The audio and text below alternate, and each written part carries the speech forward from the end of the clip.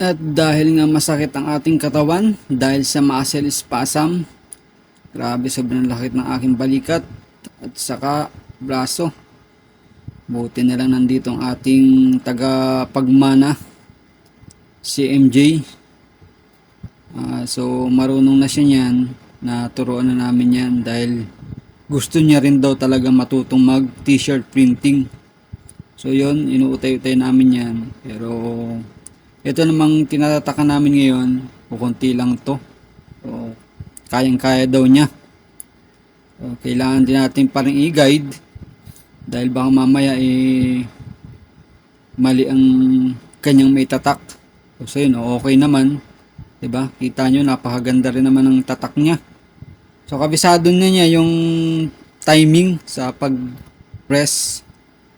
Talagang parang nasa sa puso niya rin ang ganitong klase ng sideline, no? Pagtatatak ng damit, t-shirt printing. So sana tuloy-tuloy. Napakasipag din kasi itong ating tagapagmana ng ating sideline na si MJ. So marunong na rin yang mag-layout. Nakakautay-utay na.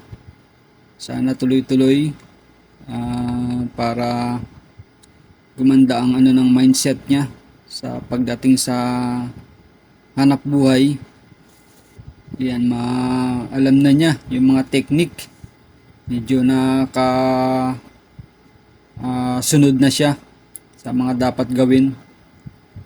So, kapag natuto to, siguro mas, kasi mga kabataan ngayon medyo yung isip nila mas active, kaya mas madami pa siyang malalaman.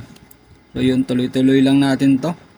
So dito lang ako habang iniinda ang sakit ng aking likod at balikat dahil sa napwersa nga sa pagtatatak ng damit.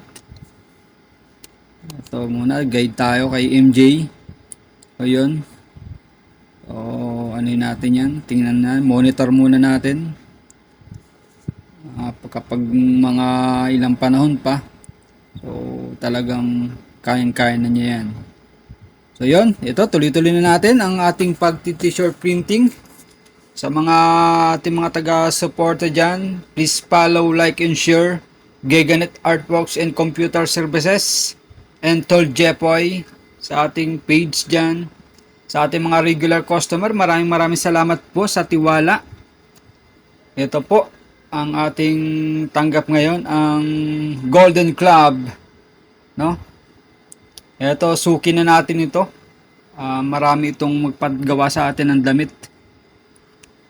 Ang itong mga na to, mga ka-Golden Club na to.